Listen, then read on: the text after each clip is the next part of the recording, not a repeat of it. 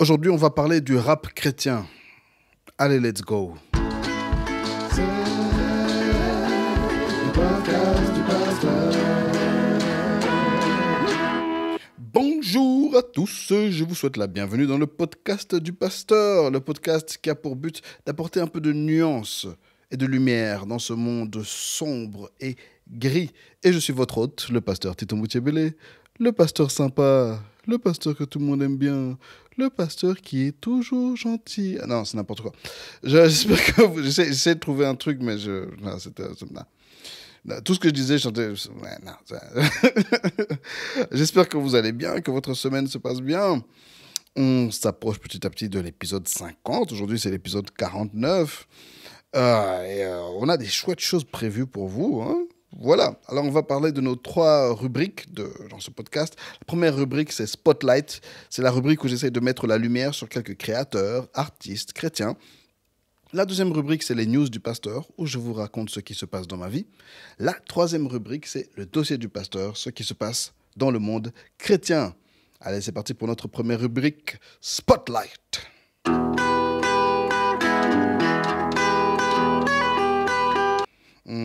Que la lumière soit... Aujourd'hui, j'aimerais vous parler d'un frère que j'ai rencontré sur Twitter. On s'est juste parlé très vite fait, mais il arrive de temps en temps qu'on échange un peu sur des posts, etc. Et il s'appelle A-Buck, son nom d'artiste, hein, c'est A-Buck.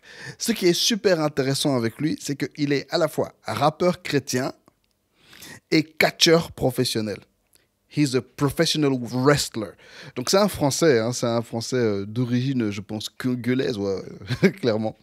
Et il est à la fois rappeur chrétien et catcheur professionnel. Et c'est super, en fait. Ça peut parfois sembler contradictoire, mais je suis de ceux qui pensent qu'il faut des chrétiens dans quasiment tous les milieux. Il y a des milieux où on a besoin que certaines personnes aillent apporter la lumière. Et avoir un frère comme ça qui est un chrétien ouvert, hein, c'est un chrétien avoué. Si vous allez sur ses réseaux sociaux, il parle de Jésus, il y a la croix, il y a le christianisme. C'est un rappeur chrétien, il fait littéralement du rap chrétien, qui est à la fois dans le milieu du catch. C'est absolument fantastique. Le nombre de personnes qu'il peut toucher. Allez, la lumière de Jésus qu'il fait briller partout où il va, c'est fantastique. Et tu sens que c'est quelqu'un qui a des fortes convictions par rapport au christianisme et par rapport au milieu artistique chrétien, etc. Alors, je vous encourage à le suivre. Son que vous pourrez trouver sur Twitter, vous pourrez le trouver aussi sur Instagram, c'est _BUCK 243. _BUCK 243. A-Buck. Allez écouter sa musique, hein? Allez écouter ses raps, allez le suivre sur Instagram, allez le suivre sur Twitter. Donnons-nous la force les uns les autres. Soyons inspirés, au fait. Si je fais ça, c'est aussi pour que vous soyez inspirés. Personnellement, j'essaie de suivre pas mal de gens qui font toutes sortes de choses, de sorte que je suis constamment inspiré et renouvelé dans ma manière de servir Christ, dans ma manière d'expérimenter Christ. Et ça me fait avancer dans ma foi et dans ma mission, en fait, sur Terre en tant que serviteur de Dieu. Voilà. C'était la rubrique Spotlight. On attaque notre deuxième rubrique, les news du pasteur. Alors, j'ai pas grand-chose à dire, hein. Il se passe pas grand-chose pour l'instant. J'ai pas tellement de travail ces jours-ci dans mon travail séculier parce que tous mes élèves sont en stage. Mais étrangement, je n'ai pas beaucoup de temps non plus. Ça a été une période où j'ai dû beaucoup jouer mon rôle de père, ce que j'aime beaucoup, hein. J'aime énormément mes enfants, j'aime passer du temps avec eux, j'aime m'occuper d'eux.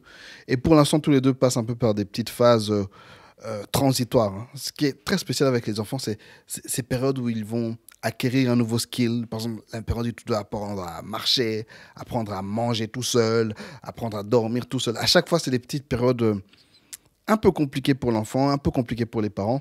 Et c'est fatigant. Je remarque que j'ai très sommeil. Notamment parce que la petite, là, maintenant, enfin, à 3 ans, commence à faire ses nuits complètes. Et c'est pas si facile que ça, parce qu'elle y arrive, mais il y a encore un peu de lutte. Et le petit aussi passe par une petite phase. Et c'est beaucoup de réveil la nuit. Voilà. C'est un peu dur. Et je trouvais que j'avais un peu le blues ces temps-ci. Et puis j'ai réalisé, ouais, je suis juste très fatigué. J'ai vraiment sommeil. D'ailleurs, la semaine passée, j'ai pas fait d'épisode de mon podcast parce que je voulais simplement passer du temps avec ma famille. J'aurais pu le faire quelques jours après. Enfin, non, j'avais prévu de le faire quelques jours après, mais finalement, j'ai pas eu le temps. Mais ça a été une semaine et un week-end où j'ai pu profiter de ma famille, de ma femme, de mes enfants. jouer, sortir, rigoler. C'est chouette. Et je remercie le Seigneur pour ça. Pas toujours les réseaux, hein. Pas toujours le ministère. La famille, avant tout. Ma mère en particulier et mon père, enfin ma mère nous l'a dit et mon père nous l'a montré, un serviteur de Dieu, c'est d'abord, la priorité c'est Dieu. Dieu lui-même et ta relation avec Dieu. Ensuite c'est ta famille et puis seulement vient le ministère et le travail, etc. Mais la famille est une priorité et d'être un bon père. C'est pas toujours facile, mais on fait de son mieux et Dieu est là. Voilà un peu les news pour l'instant. Allez, on attaque le gros morceau du jour, le dossier du pasteur sur le rap chrétien.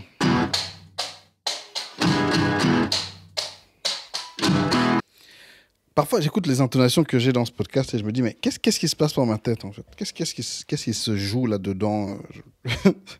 Le dossier du pasteur sur le rap chrétien. C'est littéralement comme ça que j'ai parlé avant le générique et je ne sais pas d'où vient cette intonation. Donc voilà. Aujourd'hui, j'aimerais parler du rap chrétien. Pourquoi?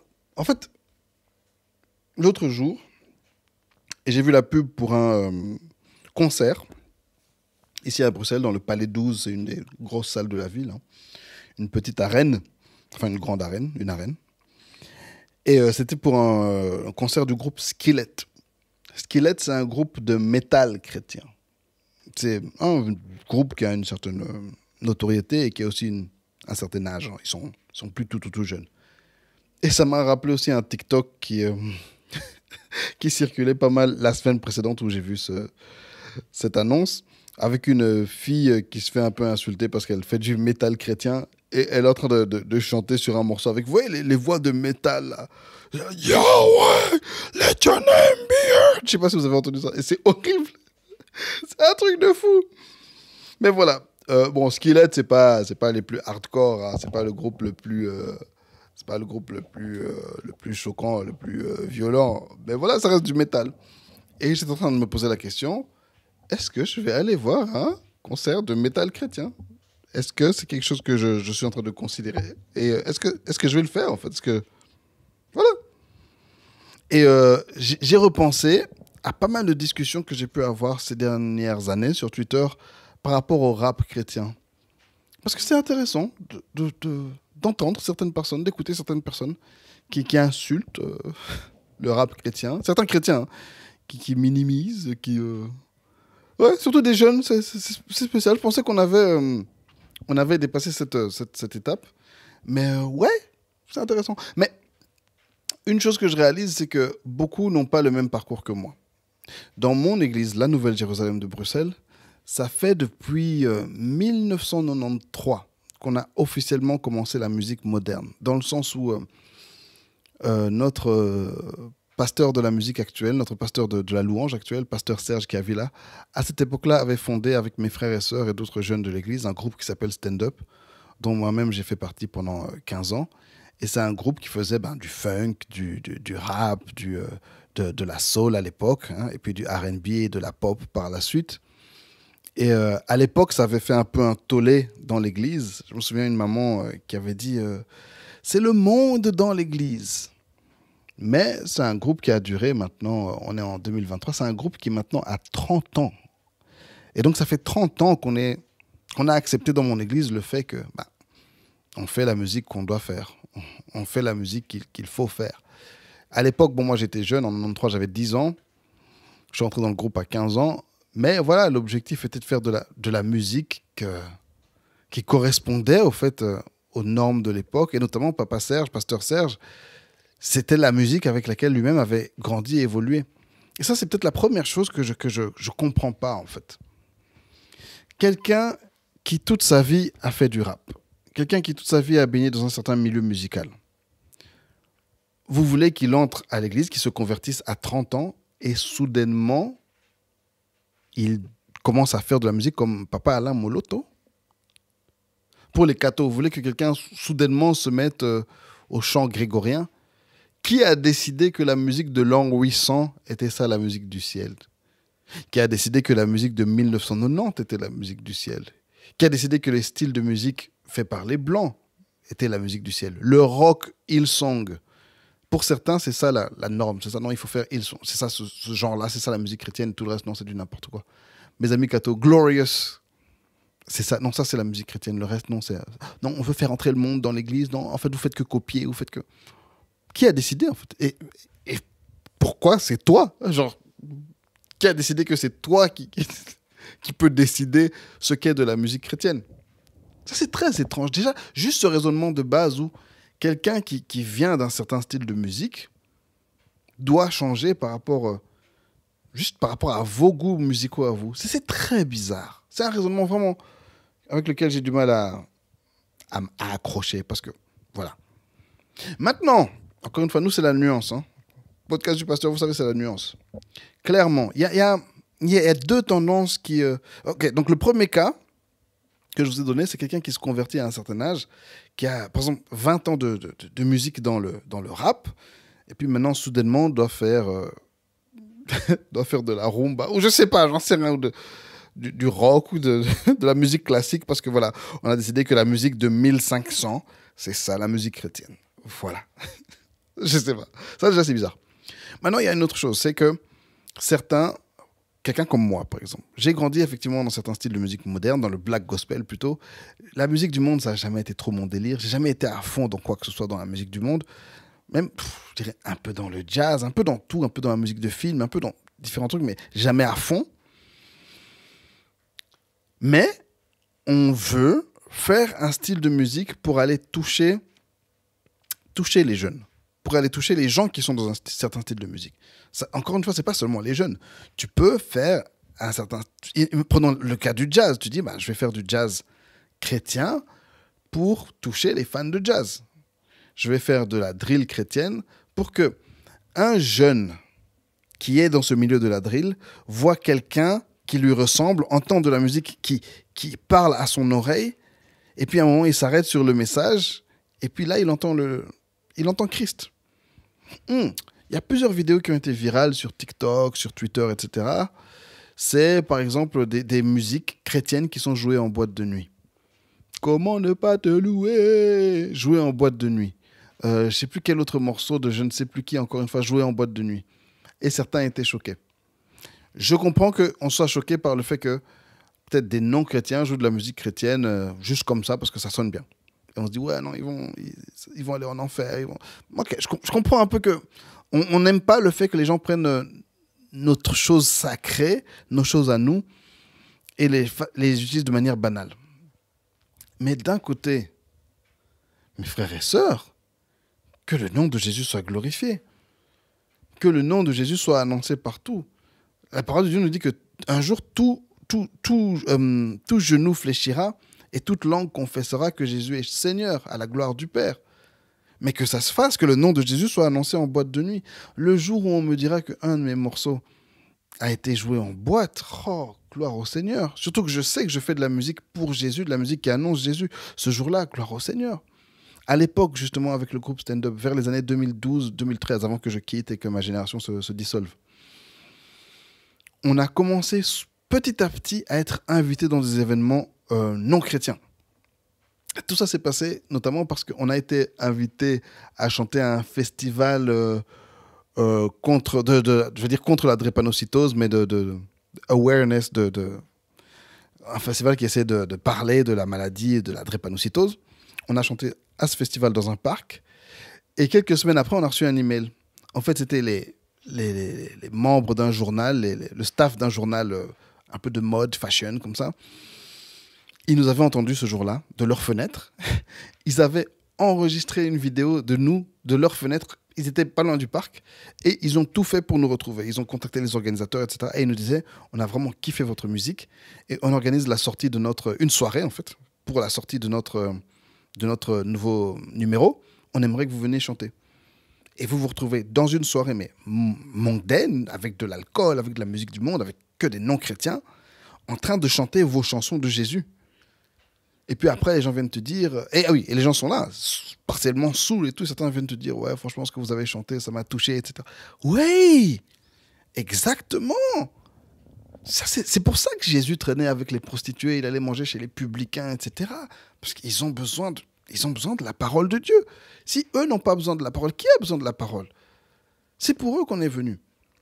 Maintenant, là où je comprends les gens qui sont un peu contre, c'est que il y a ce côté où parfois on veut trop imiter le monde. Parfois on veut juste copier des effets de mode. On voit que ça se fait dans le monde, ça c'est cool, ça c'est la nouvelle tendance. Bah voilà, on va le faire parce qu'on veut être cool. Il y a ce côté des églises modernes de chercher toujours la nouvelle tendance. Oui, maintenant, les églises font ça, alors on va faire ça. Toutes les églises font ça, alors on va faire ça. Toutes les églises éteignent les lumières, alors on va éteindre les lumières, on va mettre un éclairage un éclairage de scène. Toutes les églises maintenant louent un cinéma, un théâtre, on va faire ça comme ça. Passez un peu de temps dans le milieu chrétien. Hein. Moi maintenant, ça fait 40 ans, je dirais. Allez, on va dire 35 ans que je suis vraiment dans le milieu chrétien ici en Belgique.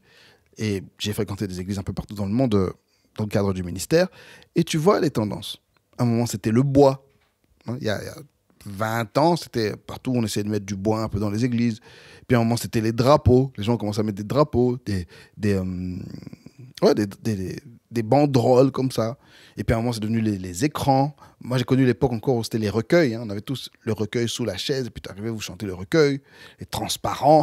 Vous connaissez les transparents? Les jeunes, vous connaissez les transparents? Vous connaissez pas les transparents? Demandez à vos parents. Papa, c'est quoi les transparents où on mettait les paroles avant à l'église? Les transparents. Même à l'école, les transparents. Ce qu'on appelait les rétroprojecteurs. Et soit dit en passant, vous allez toujours entendre des personnes qui disent « Oui, allume le rétroprojecteur ». Non, les rétroprojecteurs, c'est fini depuis 20 ans. Et puis voilà, maintenant, il y a les lumières. Enfin, il y a toutes sortes de choses. Et je ne dis pas que c'est mauvais. Je dis juste que y a cette tendance dans les églises à toujours chercher la nouvelle tendance. Et on copie ce qui se fait dans l'église, mais on va aussi copier ce qui se fait dans le monde. Par exemple, là, pour mon anniversaire, pour mes 40 ans, on va organiser avec les ados une color party. C'est les ados qui ont dit, on va faire une color party. Bon, on le fait. Moi, je le fais comme ça, ça me fait rien du tout. Mais c'est juste une tendance. D'ailleurs, on a essayé plusieurs fois de m'expliquer c'est quoi une color party. Donc, on vient tous habillés en couleur. OK. Et quoi? Oui, on apporte de la nourriture de couleur. OK. Et quoi? Ça, c'est juste l'arrivée. Et puis, tu demandes aux gens, OK, c'est quoi? On te montre des vidéos des gens qui rentrent dans une pièce. OK. On arrive dans une pièce en couleur. Maintenant, dans la pièce, là, il se passe quoi? Bon, je verrai ça le jour de mon anniversaire. Hein. Mais voilà, c'est des tendances. Et puis, tu vas voir que dans le monde, les gens commencent à faire telle coiffure. Hein? Les locks, maintenant, c'est à la mode, les locks. Les gens vont faire des locks. Les nattes, à une époque, c'était les nattes. Les gens vont faire des nattes. Et moi, ce qui me tue, surtout dans les tendances et les modes, c'est un truc que je ne comprends pas vraiment. J'avoue, mon cerveau ne comprend pas vraiment.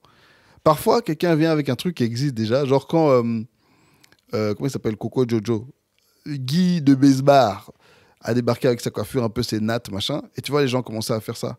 Et t'es là, mais c'est une coiffure qui a toujours existé, c'est pas de nouveau. Ouais. Et eux font ça juste pour copier ce mec-là. C'est la même chose quand Gradure est arrivé avec les bobs. Tout le monde a commencé à porter des bobs. Ben, le bob, c'est un chapeau qui a toujours été. Ne dites pas que vous portez ça parce que c'est beau. Ça a toujours été là. Il y a toujours eu des bobs. Vous portez ça parce que lui porte ça. Lui porte ça. Et c'est là où, quand l'Église commence à copier le monde juste pour copier le monde, ok, parfois c'est sur des trucs un peu banaux, comme des cheveux ou quoi, ou un éclairage ou quoi, ou bien un type d'événement, mais à un moment, ça devient certaines attitudes, certains sujets qui sont enseignés. Par exemple, toute la question de la santé mentale. Moi, je suis un peu contre la santé mentale. Parce que c'est un mantra, c'est devenu un mantra, c'est devenu presque une religion. Oui, n'allez pas chez votre pasteur, allez voir un psychologue. Le psychologue va te dire quoi de plus? Tu crois qu'il a des formules magiques? Il a appris des trucs à l'école. Hein? Le pasteur a sans doute une plus grande connaissance et une plus grande expérience qu'un psychologue. Encore une fois, ça dépend des pasteurs. Certains pasteurs sont aussi psychologues, etc. etc. Mais c'est pas de la magie. Hein? Et là, je suis désolé, ça devient de la magie. La santé mentale, ça. Oui, occupez-vous de votre santé mentale. C'est de la magie. On est en train de vous parler de magie. Mais trauma, ma famille toxique. C'est de la magie. Hein? On est tous traumatisés. Et c'est quoi le contraire d'un traumatisme? On n'en parle jamais. Je crois que je ferai un épisode sur la santé mentale. Mais en fait, ça m'énerve déjà d'en parler. Mais voilà, des tendances. Et à un moment, on te parle de santé mentale. Mais maintenant, on essaie de mettre la santé mentale contre la délivrance. Et certains vont dire, non, les chrétiens veulent seulement délivrer, mais la santé mentale... asseyez-vous, calmez-vous et taisez-vous. OK? On n'a jamais dit que tout était une question de délivrance. Nous, les chrétiens, on a ce qu'on appelle la relation d'aide. Hein? Les Américains appellent ça le counseling. C'est exactement ce que enfin, c'est pas exactement, c'est en gros ce que les psychologues font. Sauf que tu vas pas finir avec plein de médicaments dans ton corps. Ce qu'on va pas te raconter du n'importe quoi. And we've been doing this for ages. Ça fait des siècles qu'on fait ça. Hein? Encore une fois, oui, hein, les chrétiens, les études. Qui a inventé les universités si ce n'est les chrétiens? Calmez-vous, asseyez-vous et taisez-vous. On doit faire attention à ne pas toujours suivre le monde. Okay? Romains 12, 1 nous dit de ne pas nous conformer au siècle présent. Le monde actuel va toujours débarquer avec de nouvelles tendances et nous, on ne doit pas avoir la forme de ces nouvelles tendances. Si on regarde la forme, et là, comprenez que ce texte parle de conformer, ça parle de forme, ça ne parle même pas de fond. Si on prend ta forme et on prend la forme d'un non-chrétien, on doit voir des différences. Par exemple, les chrétiens américains sont très gros. C'est une forme différente. Non, c'est une blague un peu de mauvais goût, mais non, mais littéralement, regardez un peu dans les églises, il y a un problème d'obésité dans le monde chrétien américain. Mais ça, c'est une mauvaise forme. Changez. Vous ne devez pas tous être comme ça. C'est normal qu'il y ait des personnes obèses. Dieu a créé chacun différemment. Chacun gère ses problèmes différemment. Des gènes différents, etc. Voilà, c'est une bête blague que je n'ai pas trouvé drôle. Kind of. Je suis pas très drôle aujourd'hui, je sais pas. Il y a des jours comme ça. Et ouais, on ne doit pas être toujours là à courir derrière toutes les tendances. Et ce qui se passe d'ailleurs avec les églises, c'est que vous allez voir qu'on va... À une période, vous êtes cool. Aucune église n'est cool tout le temps. Encore une fois, 35 ans d'église, je vous assure que tous les 5 ans, il y a une nouvelle église. Vous allez à fond dans une tendance. Et ce qui se passe, c'est que la tendance va changer. Et puis à un moment, vous allez juste rester avec vos jeans slim... vos chemises à flanelle et vos tatouages. Et c'est triste que l'Église soit tellement pressée à poursuivre le monde. Encore une fois, hein, si c'est pour aller chercher les âmes, je comprends. Mais ah oui, ce qui se passe aussi, c'est que souvent, on veut adopter la forme par manque de substance. On veut changer la forme de notre église, on veut changer la forme de notre musique, on veut changer la forme de ceci, de cela, parce qu'on n'a pas la substance suffisante. Crois-moi, si ton église peut avoir l'air la plus ringard possible, dans une cave avec personne, et c'est déjà arrivé, dans une cave avec malpropre, sans toilette correcte, mais si les gens, quand ils entrent dans ce lieu, dans cette communauté, leurs vies sont transformées, la puissance de Dieu descend et ils en sortent meilleurs, les gens vont venir. Si le véritable message de l'évangile y est prêché, la véritable louange de Dieu y est célébrée, que les vies sont transformées, les gens vont venir. Les gens vont venir. Mais c'est vrai. Encore une fois, 2000 ans d'histoire d'église, notamment dans tout ce qui est la mission, ce qu'on sait, c'est qu'il faut parler le langage des gens. Il faut parler le langage des gens. Quand tu vas faire de la mission, que ce soit dans ton pays ou dans un pays étranger, tu dois t'adapter aux gens. Et c'est ça encore. Vous voyez, en fait, il y a ce mouvement de contrebalance entre, OK, on va copier, on ne va pas copier, oui, mais on va s'adapter, mais on ne va pas s'adapter. Oui, mais l'Église doit garder son image. Ouais, mais... vous savez qui est un bon exemple de ça? C'est l'Église catholique, notamment. Ils ont été partout dans le monde et ils se sont imposés en gardant leurs particularités. Bon, encore une fois, l'Église catholique s'est imposée notamment avec des armes et avec la puissance, hein, avec les empires européens et la puissance coloniale. Hein. Ils ne sont pas juste venus avec des bons cœurs, devenez catholiques. Hein. Et c'est pour ça qu'une fois que tous ces mouvements-là sont passés, là, les mouvements coloniaux sont... Hein, on est entré dans l'ère de la décolonisation. Là, tu arrives à un Vatican II. C'est pas pour rien que Vatican II s'est passé en 1962. Hein. Là, les catholiques commencent à se dire « Ouais, je crois qu'on devrait un peu changer, libérer notre liturgie. Hein. On devrait permettre, à l'Église de s'adapter aux langues locales. Hein.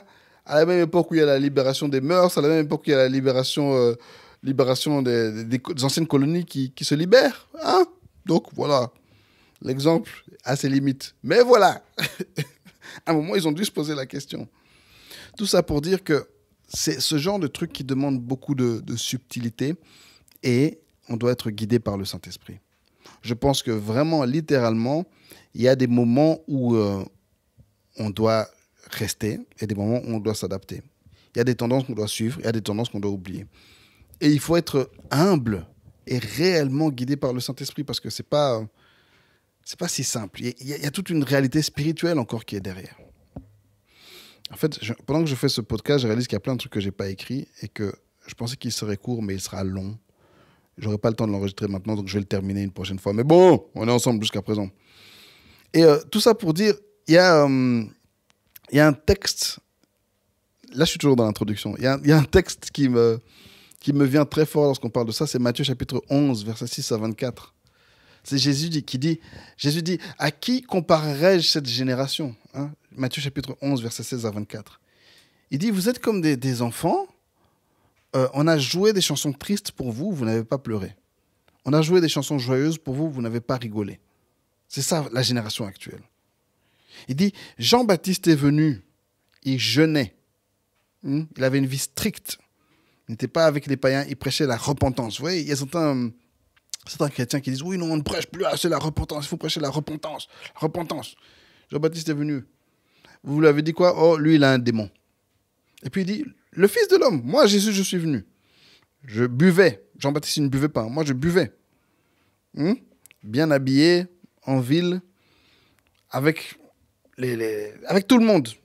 Je vivais une vie normale. Et qu'est-ce que vous avez dit? Oh, c'est un ami des prostituées et des alcooliques.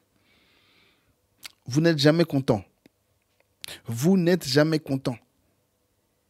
Et c'est ça qui se passe actuellement. Les gens sont jamais contents. Les gens sont jamais contents. Tu peux pas réunir, tu peux pas faire le consensus au fait dans le milieu chrétien. Il y aura toujours quelqu'un qui va ouvrir sa bouche pour critiquer. Toujours quelqu'un qui va ouvrir sa bouche pour critiquer ce que tu fais. Malheureusement, c'est ça la génération que Jésus avait déjà à l'époque et ça a continué aujourd'hui. Donc, dans tout ça, il faut chercher avant tout à plaire au Père, à faire ce que lui veut que nous fassions. Ce qui nous amène aux catholiques. Ce qui nous ramène aux catholiques.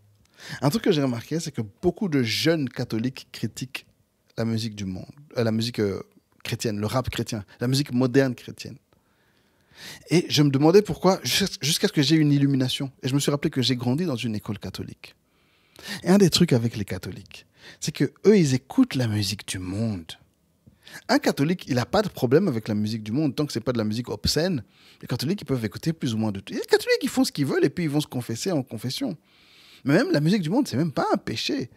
Je me souviens très bien de mes deux mères supérieures, nos deux mères directrices dans ma petite école de la Providence à Woluwe-Saint-Lambert, à Bruxelles. Lorsque c'était les soupers fromages. Vous avez connu les soupers fromages? What y'all know about soupers fromages? C'était des petites soirées où on mangeait du fromage à l'école. Et on avait été seulement une fois. Parce que les parents ne voulaient jamais qu'on aille. Je ne sais pas pourquoi. Maintenant, je ne sais pas. Et on avait été là-bas. Et puis à un moment, c'est la musique. Hein, c'est la nouba, musique du monde. Hein? Et sœur Irène et sœur Anne ont dansé. Elles ont dansé. Donc, c'était des mères supérieures de leur ordre c'est quoi, les sœurs de l'Annonciade, un truc comme ça. Des femmes saintes, réservées, vraiment des mères supérieures. Mais les mères ont bu et les mères ont dansé. Vous voyez, les catholiques n'ont pas cette distinction aussi forte telle que nous, les protestants charismatiques, on peut avoir par rapport à la musique du monde, le monde, les choses du monde, etc. Ils vivent une certaine vie. En fait, leur définition du sacré n'est pas la même que la nôtre. Ça, c'est un truc qu'il faut tenir en compte, en fait. On n'a pas la même vision. Par exemple, chez eux, ils ont beaucoup d'objets littéralement sacrés. Que ce soit dans l'église locale, les objets qui sont utilisés pour le culte, le calice, je ne connais pas tous les noms. Hein? Même la Sainte Seine, la communion, l'Eucharistie, chez eux, c'est sacré et il y a littéralement une transformation, ce qu'on appelle la transsubstantiation. Le pain devient réellement le corps. Donc, c'est quelque chose d'infiniment sacré. Donc, tout ce qui est en rapport avec le culte, là, est très, très, très, très, très, très, très, très, très, très sacré. Tout le matériel de l'église et tout est très, très, très, très, très sacré. Les robes, un peu comme à l'époque de Moïse. Vous voyez? Un peu comme à l'époque du temple. Chez les catholiques, tout ça est très, très, très sacré. Nous, les protestants, on a vachement désacralisé tout ça pour rendre notre corps plus sacré. Mes oreilles sont très sacrées. Ma bouche est très sacrée. Donc, en fait, mon quotidien doit être beaucoup plus sacré. Alors que chez eux, c'est très... L'église, hein, ce qui se passe dans l'église, littéralement le bâtiment et l'institution. Et nous, on en est revenu plus à une idée, encore une fois, un peu plus proche de Jésus. En ça, je trouve que on est quand même pas mal, mais leur conception aussi est importante. Moi, je suis sacré, je suis le temple. Et donc, ce que je fais entrer dans mes oreilles est très important. Donc, même en dehors de l'église, ce que j'écoute doit être sacré. Et donc, ce qui veut dire que si ce que j'écoute en dehors de l'église est sacré, je peux aussi l'écouter dans l'église. D'où la musique moderne que j'écoute, c'est pas de la musique moderne non chrétienne, c'est de la musique moderne sacrée que je peux aussi jouer dans l'église. Alors que eux, en dehors de l'église, tu écoutes un peu ce que tu veux. Mais dans l'église, il faut que ce soit Dominus Sanctus. Hein? Reste avec nous sur le chemin pour annoncer ton évangile. En nous le Christ sera certain. Tu es le Dieu qui fait revivre. Hein?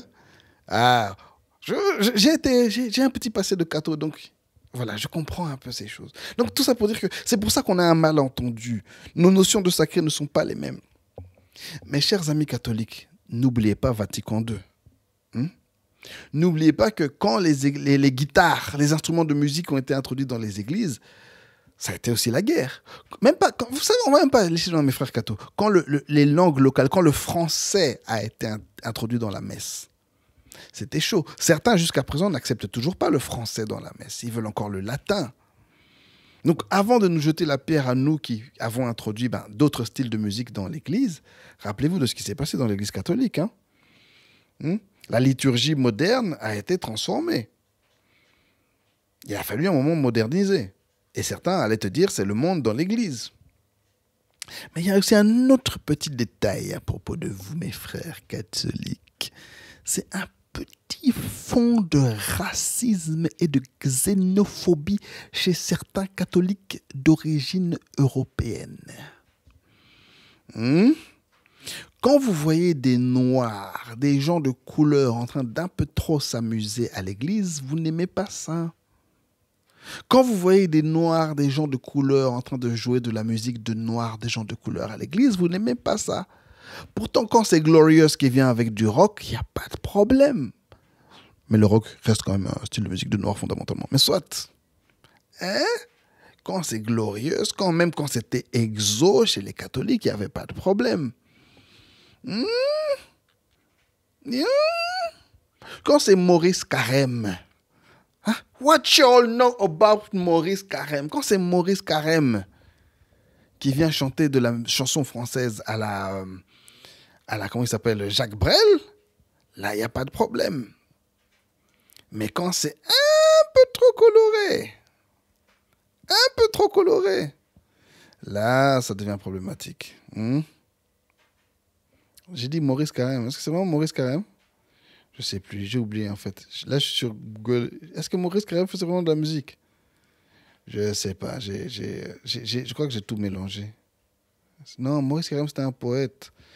Il y avait des chanteurs là qu'on écoutait, mais j'ai oublié leur nom. Des chanteurs qu'on écoutait dans les messes catho. De la bonne musique. Laisse entrer le soleil. Poum, poum, poum, laisse entrer le soleil. Ouvre grand tes oreilles, laisse ta porte ouverte, laisse entrer le soleil. Laisse entrer le soleil. Ah, ça c'était... Vous voyez, à la messe, là, quand on était enfant, quand on chantait Laisse entrer le soleil. Non, ça c'était un tube. Bonjour Marie, le printemps germe en toi. Ah, c'est Jean-Claude Gianada. Notre Dieu a fait merveille. Les oiseaux, les chants reviennent. Un espoir s'élève au désert. Et la vie jaillit dans les cœurs.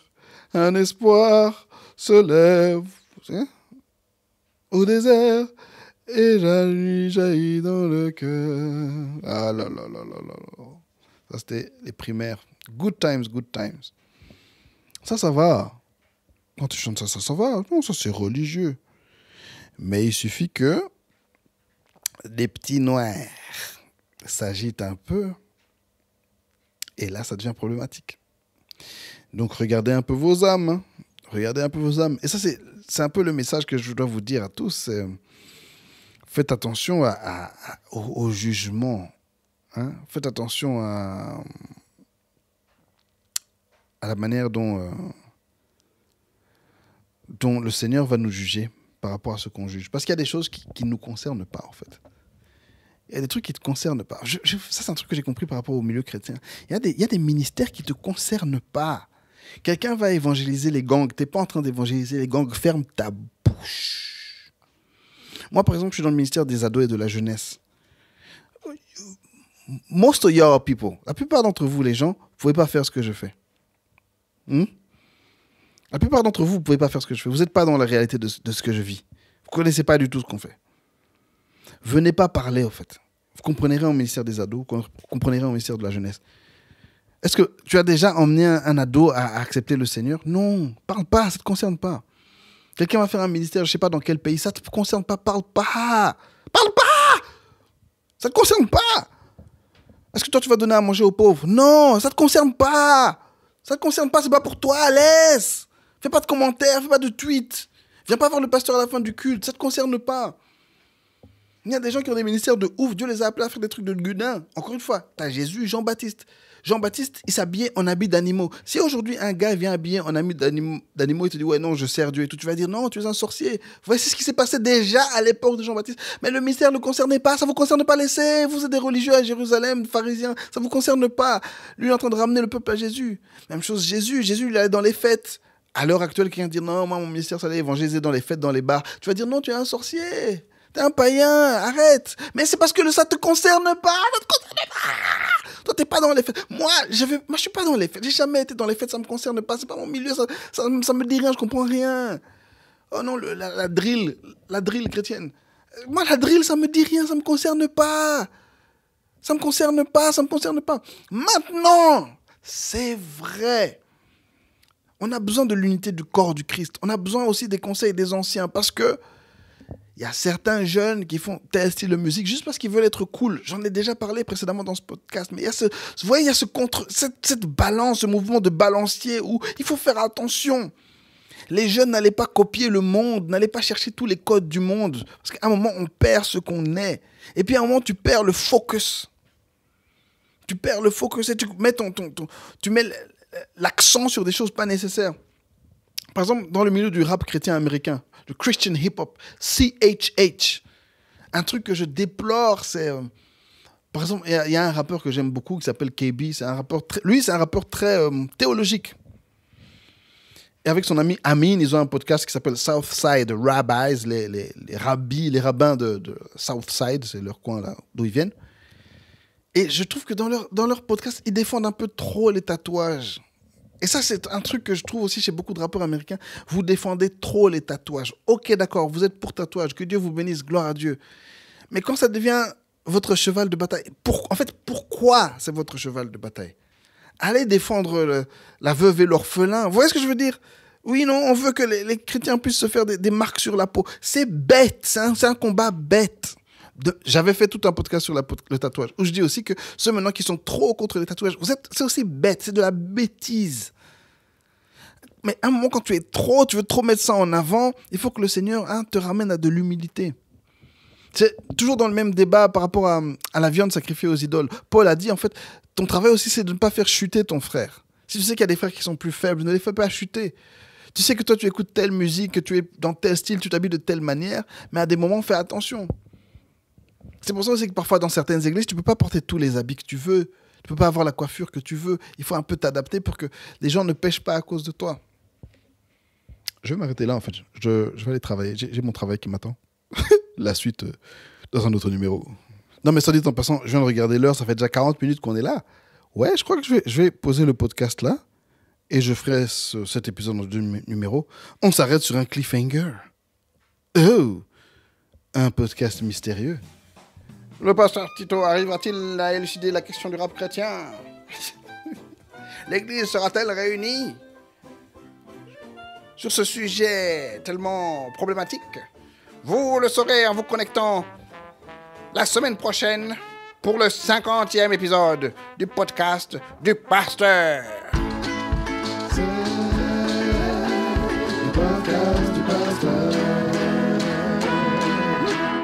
À la prochaine fois. Merci d'avoir suivi ce podcast. N'oubliez pas de liker, partager, commenter. Je vous aime très fort. Soyez tous bénis. Bye.